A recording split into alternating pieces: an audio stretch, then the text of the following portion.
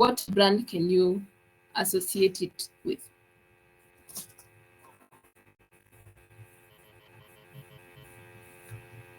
I don't know if you can unmute or just type.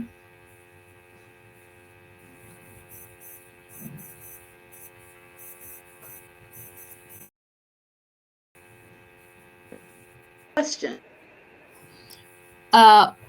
From the colors that we are seeing, can you people?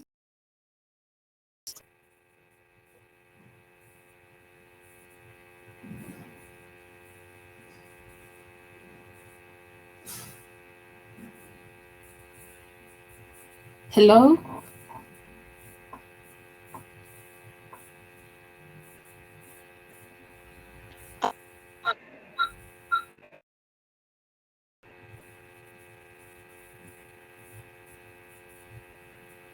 Okay, let me see the chart.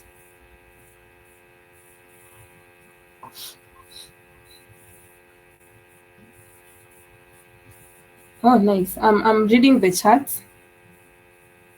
Red for Netflix, red for YouTube, red for Netflix, green for Spotify. Okay, the first one, I'm not seeing.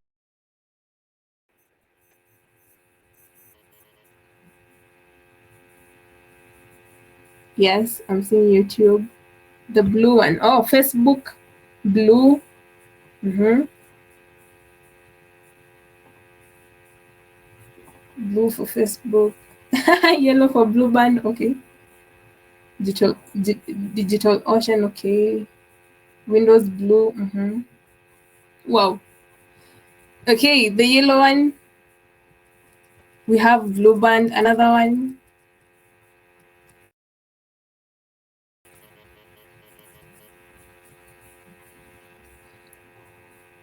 Snapchat. Nice one. Okay, the pink one. Is it pink? Yes. The one that looks pinky. Dribble. Wow. Yes, these are the correct answers. Oh, the blue. There were two. The two shades of blue. The first one was for Facebook. The second one for women in South Africa. Insurance. Okay, thank you. Putumi. I hope I'm pronouncing that right. Okay. So yeah, you see the like colors makes us like know the brand that stands out. We have all got correct. Yellow for Snapchat, red, yes. Green is for Spotify. That shade of green was for Spotify, but I saw someone saying Safaricom also. The blue, the dark one, is LinkedIn, and the pink and Facebook. Yeah. So we're going to tackle on colors. We're going to tackle the terminologies. Any question or comment, just drop it in the chat, and then we start with the first one. Hue. That word is just the same as color. Like all the colors we have mentioned previously, they can also be called. And then we have saturation. Saturation is the range from pure color, that is the 100% of that color, to the gray of that color. And then we have lightness. Lightness is defined by how bright a color is from black to white. Shade is created when we add. So like the examples. I hope I'm not going too fast, and I hope you can still see my screen. Okay, for the shade, we have the blue, and then when you add black to it, you add black to it, eventually you will have a black color. And then we have tint. Tint is the opposite of shade, is adding white to a color. Yeah. So we also have the most important colors. These are and white, and they're tints. And then now we have a tip. Never use black, pure black, like the zeros, the 6 zeros. That is the code for black, because it can cause contrast between itself and the background, and it can be so harsh for the eye of the reader. Yes. And then now we go to the color wheel. We all know we have colors are divided into three. There's the primary, the secondary, and the tertiary colors. We have 3 primary colors, we have 3 secondary colors, and we have 6 tertiary colors. So what are primary colors? Primary colors are the colors that cannot be obtained by mixing other colors. I hope that is understood like that. So primary colors, we have red, blue. For the secondary colors, we get secondary colors from mixing primary colors. You mix, let's say you mix red with blue, you get purple. You get orange, and you mix green. Oh, sorry, you mix yellow and blue, you get green. So those are the secondary colors. And then we have the tertiary colors. These are made by combining the primary color and the secondary color. From my wheels here, I don't know if I can expand. Okay, I cannot expand the screen. But from your end, you can expand the screen. You can see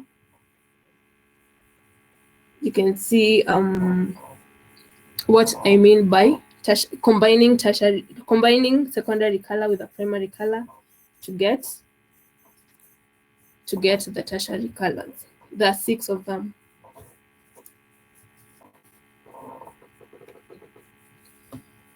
So okay, now we dive deeper into the colors. You know, before choosing a color to use, you just don't choose a color because you like it, or since you're a designer, your client likes that color. That is not how we choose colors. We choose colors, number 1, if they're designed properly, and number 2, if it fits to the brand and personality of whatever your client wants you to work on. So we're starting with blue. Blue, it is the world's most favorite color. People understand what is your favorite color, they say it's blue. Most of them will say it is blue. So blue stands for calmness, security, and tranquility. It is best for social platforms. As you can see, like most of the social platforms which we know use blue. Facebook, Twitter, LinkedIn, yeah. One of the negative sides of using blue is if you use blue, it will be difficult for you to stand out as a brand because it is a popular color. Yeah.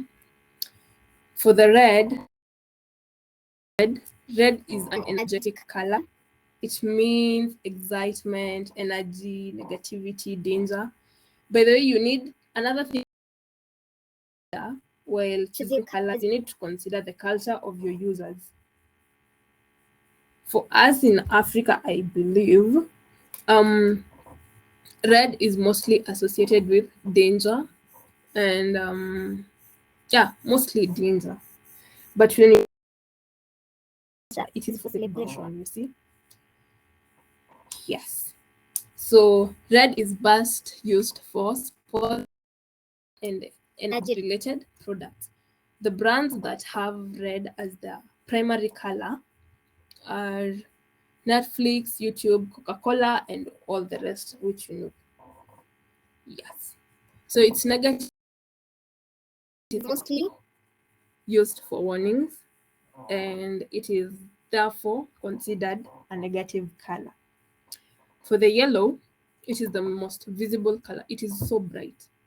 It stands for excitement, warmth, positivity, frustration, and also anger. It is commonly used in the food industry, the travel, and the creative fields. Some of the brands that use that use yellow as their primary color are Snap.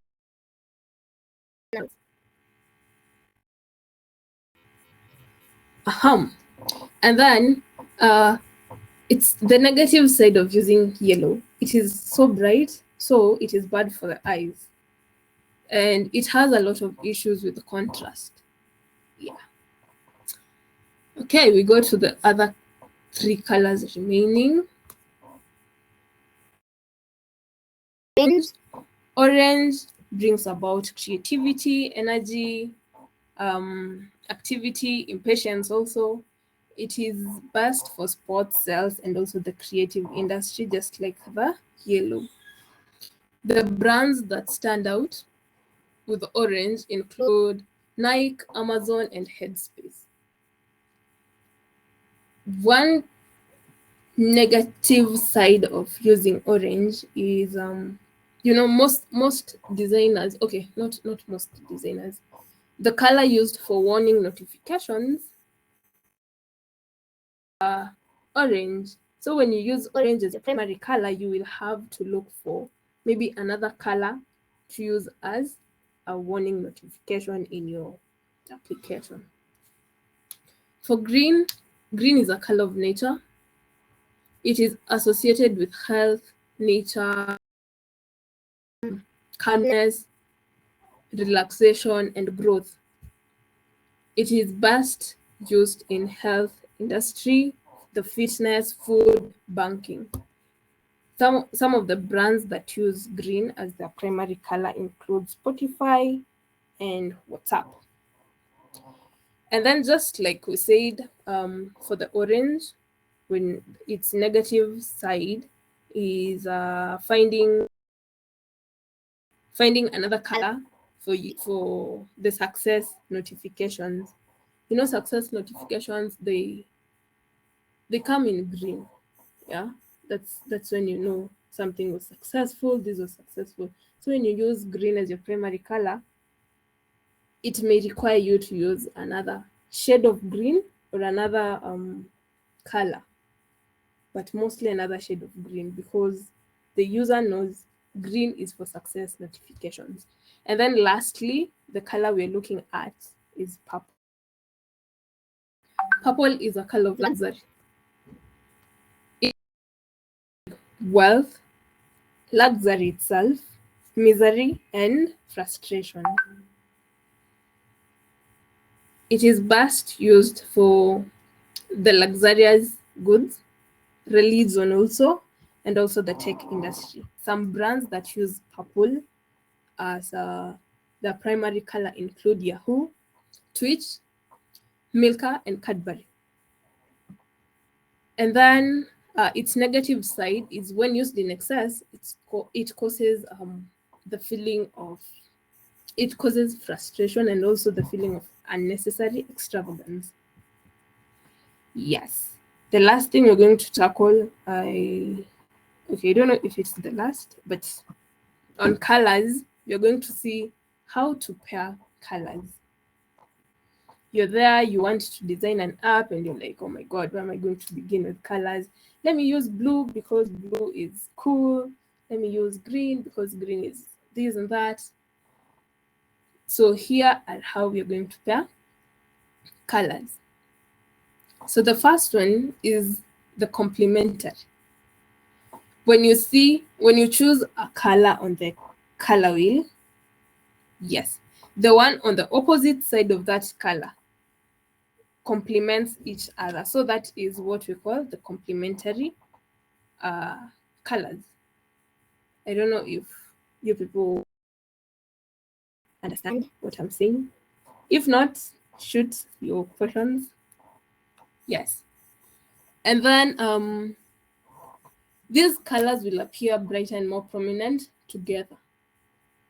The second one is monochromatic. Monochromatic means one. Mono is one. You choose one color and use the shades of it. That is the simplest way to go And you can never go wrong with monochromatic.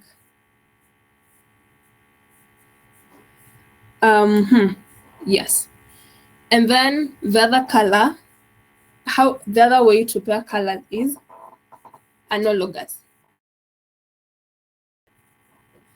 This one means it is made of 3 colors that are next to each other on the color wheel. So let's say you select the first color, and then if you want to use the analogous way, you choose one color and then you select the other 2 that are next to it. That is how you go about the analogous. Then we have the triadic palette. This one means and then the other colors that you're going to select, which are 3. Tri means 3. They are evenly spaced on the color wheel. It's like in the shape of a triangle. You see, is it called equilateral? The one that has the same sides. Yes, that one. You use that triangle to pick colors. That is a triadic color palette. And then we have tetradic, which is sometimes called rectangular. This is the same as the 3, but now you use 4. Shape of a rectangle, you choose 4 colors from the color wheel. This is difficult to balance. This is difficult to balance and to contrast the colors with each other. Yes. So I think that is all on the colors. I hope you have learned a lot and how to choose colors. But if you're really confused, I would advise on using monochromatic. Choose one and then you choose the shades of it. Yeah. Some of the resources, the color resources you can get, CO and Adobe Express. Yeah, that is just a bonus. And then to our second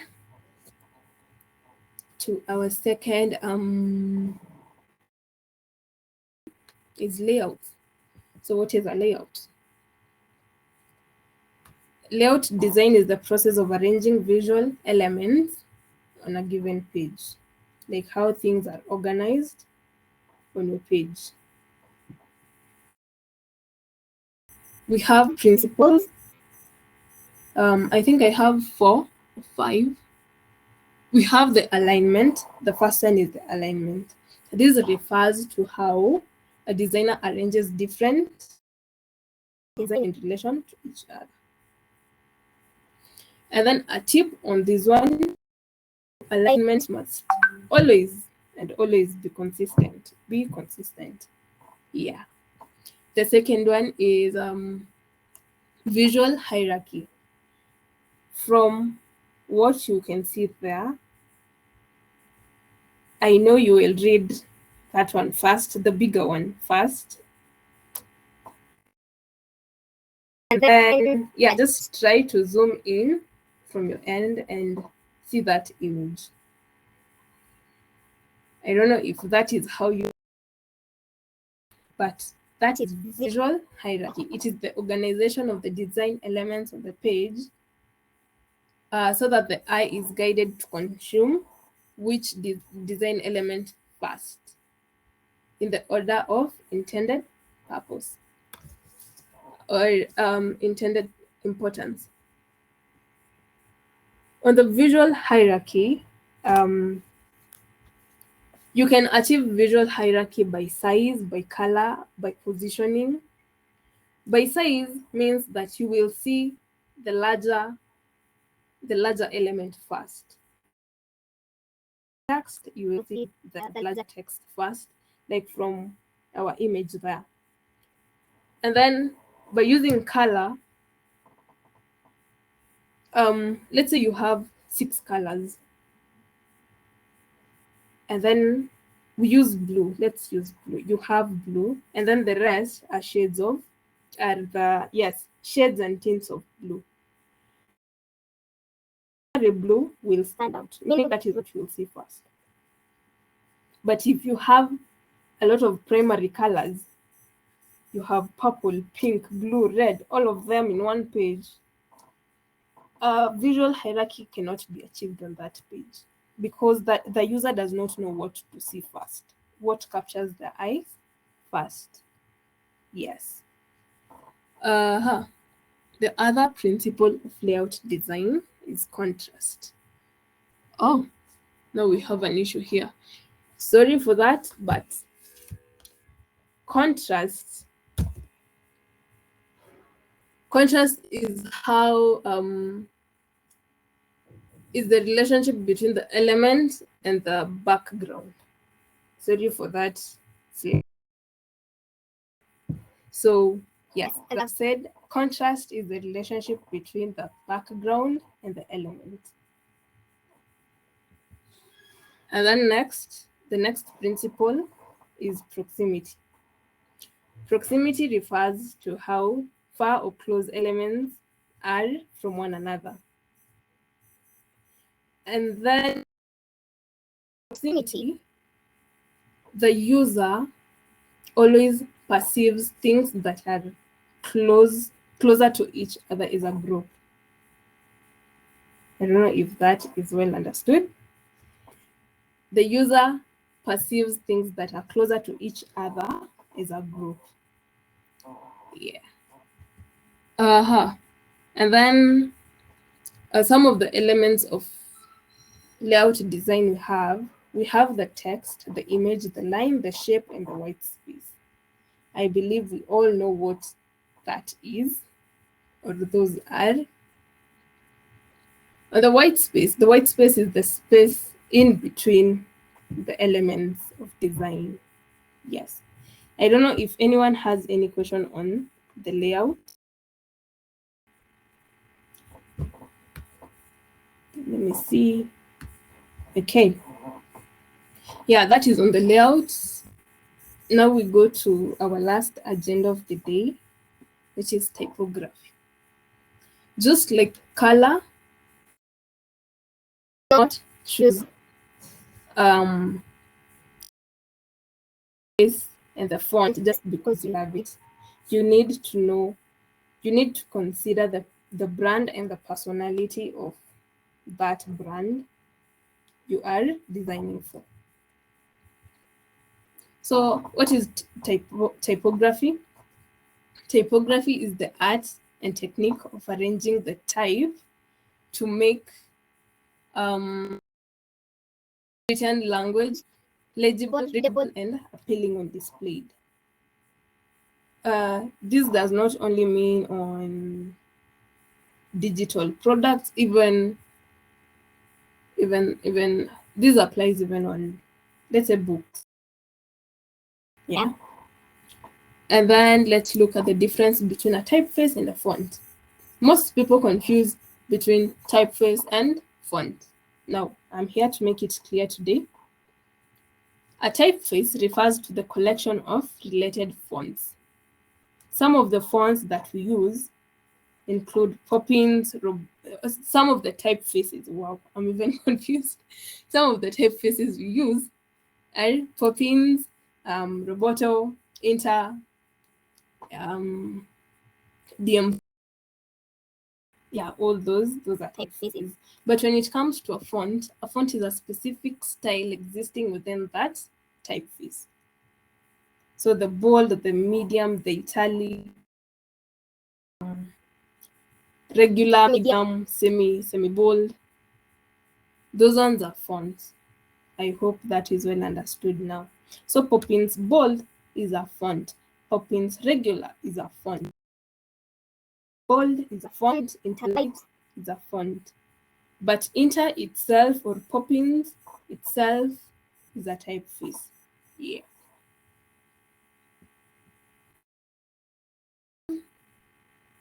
Kinds of typefaces, I will talk about 3: the serif, the sans serif, and the script. Serif, these are typefaces that include the serif.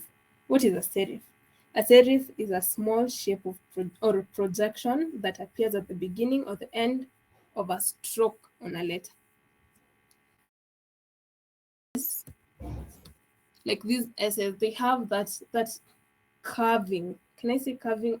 That projection at the end of it. So that makes it a serif font. The sans serif, sans means without. So sans serif is a typeface without the serif, like without those projections on the letters. And then the last one is the script.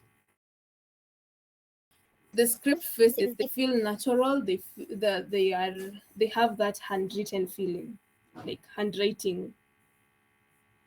And these ones should be avoided in any UI design. Yes. Why? Because it is difficult to read. These scripts that are very difficult to read. Yes. Mostly consider the sans serif and the serif, but yeah, it depends on if it's a friendly one, you can use the serif. But if it's something serious, something serious. Let me just say something serious. You use the sans serif. And then on the anatomy, we shall look at the anatomy of the typeface. We can see how it's made. We have the ascender, we have the descender, the stroke, the stem, letter spacing, the cap height, the X height, the baseline, the serif, which we have said. So we start with the baseline. The baseline is an invisible line upon which the line of text rests, like it's below. And then we have the X height. It refers to the height of the lowercase x for a typeface. This indicates how tall or short each glyph. So these are some of the things like you need to consider when choosing a typeface. And then we have the ascenders and the descenders. The ascenders, they are the upward vertical stroke found in certain lowercase letters. They go beyond the height, the cap height, or the baseline. And then for the descenders, they're the down vertical stroke in these letters. Like the small letter Y we have seen, the one below the baseline is the descender. And then we have the letter D and capital M. Yeah, those ones. That one, capital D. That vertical stroke is the ascender. And then we have letter spacing. The letter is also called tracking. It refers to the uniform adjustment of the space between the letters in a piece of text.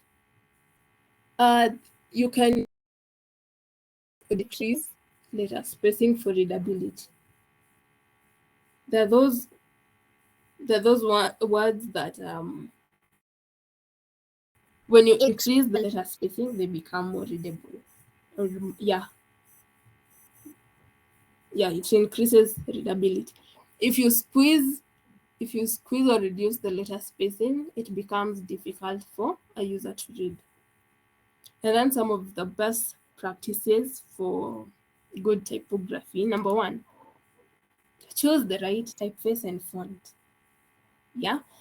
Again, I repeat, that depends on the brand and personality you're going for. And then number two, do not use many typefaces and fonts. Yeah. Here, and then also when mixing, it is like colors. When you do one blend of mixing the wrong color with the right color, everything becomes. So also on the typography, if you do not know how to mix, in the typefaces together, just go for one. 1 is okay, 2 is okay, 3 is a no. Yeah. And then number 3, pay attention to space, the white space and the text space, as said earlier. The 4th one, create a clear visual hierarchy.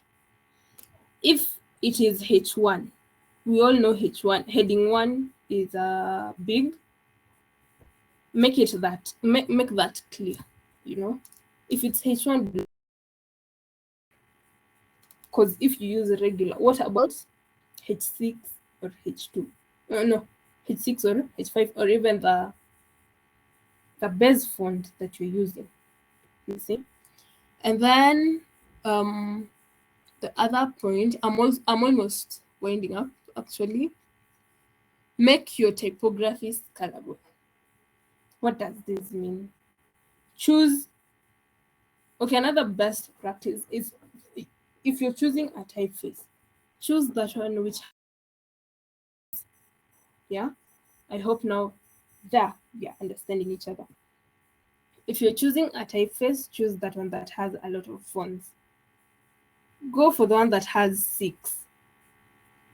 There is the bold, medium, semi-bold, regular. I remember those are what we call fonts. So go with that. And then for scalable, if someone is away, like far from whatever they're reading, it can be read. There are those font typefaces that one has to be closer to whatever they're reading for it to be readable. And then another point is keep it simple. Yeah, keep it simple. Just go with the brand personality we're going for. The last point is consistency. Be consistent. As we have said, be consistent in alignments. Also be consistent in colors. And now we are here. Be consistent in the typefaces you're using. You know, and not only that, but of mixing the typefaces and fonts, but also if a H1 is bold, let all H1s be bold. You see? If H6 is regular, let all of them be regular or light. And I think I am through. For the tools and resources that where you can get typography, they're there. Google Font, Adobe Font, and also Font School. So that is all. I hope you have learned a lot, or not even a lot, maybe just one thing. Yes, I have been the one presenting, Sharon Chepkoech. If you have any questions, we can use the remaining 10 minutes to answer your questions. If you have learned something, you can also share what you have learned. Yes. Okay.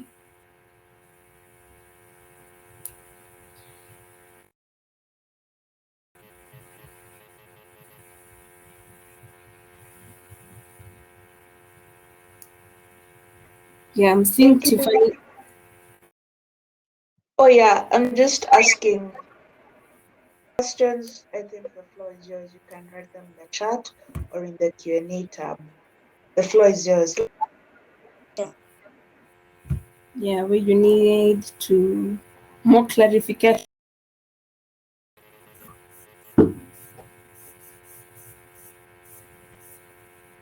any feedback. If the presenter was talking fast, you can let me know. If it was not clear, you can let me know.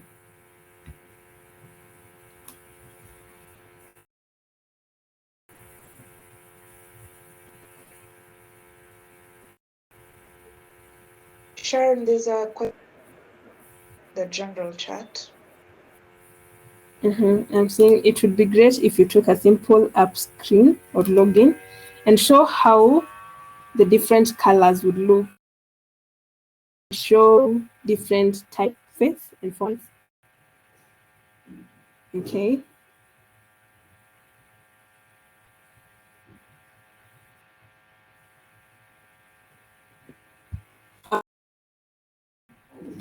Okay. When we are waiting for another question.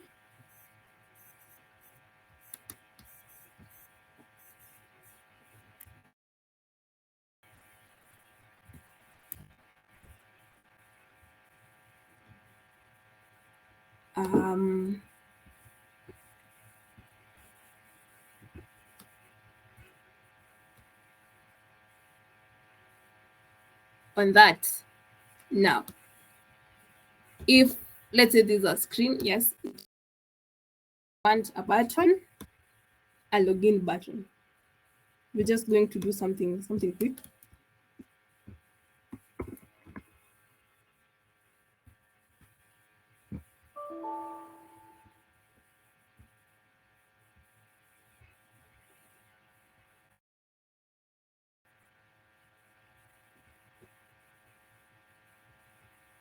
Yes.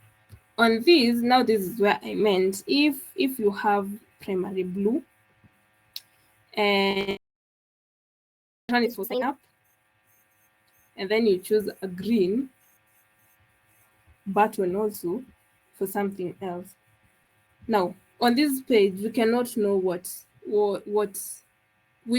color is the primary color, because it seems like they're competing for. But if we had another,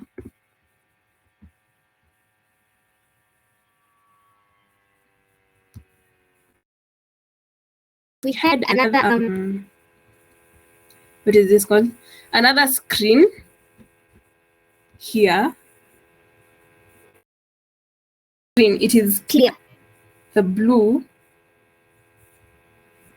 is the primary color, and it does not compete for attention. If that was the login, okay, I'm doing things quick, waiting for other questions.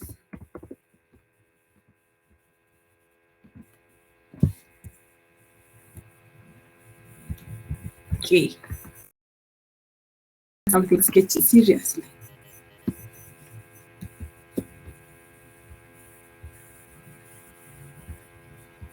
Yeah. So like that, we can see like for login, there's no competition with another button, you see. So that is on the colors. I hope I got that right.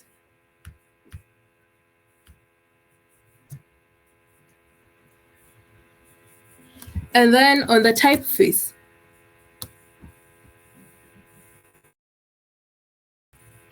I hope you can see my screen. On the side where we have, I'm using Figma. On the right side, here we have Inter.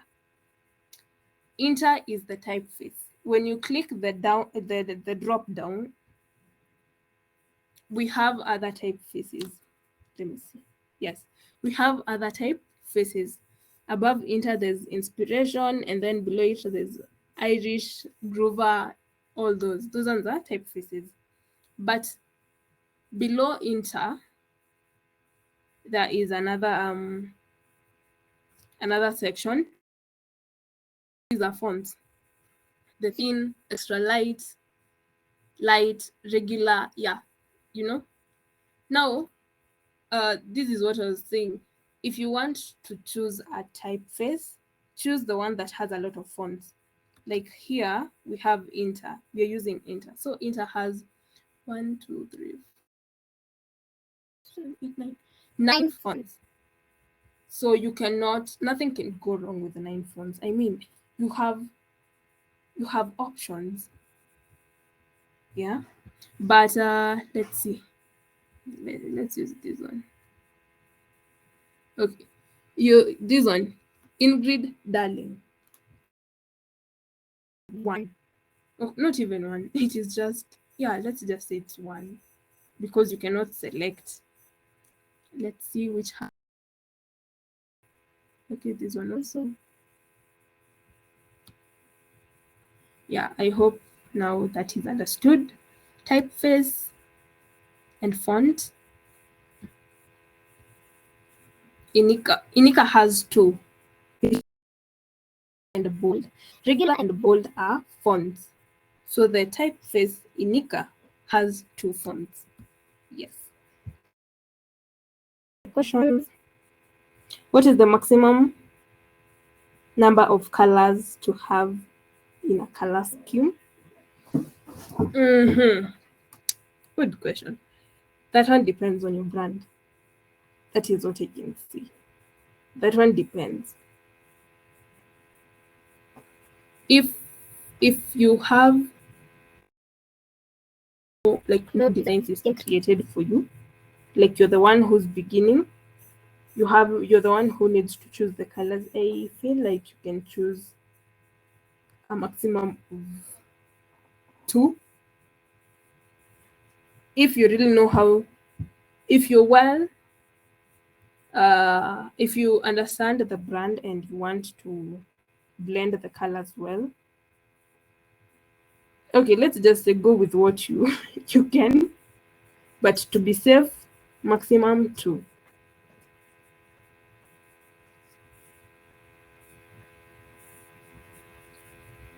Any other questions? But even one, you see, like on our login page here, which we have created in under 30 seconds, we have blows.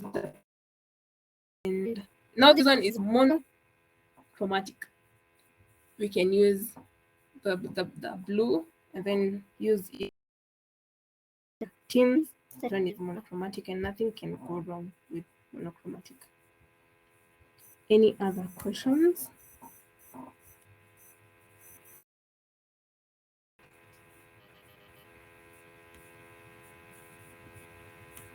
If there are no other questions, maybe I can hand over to Tiffany.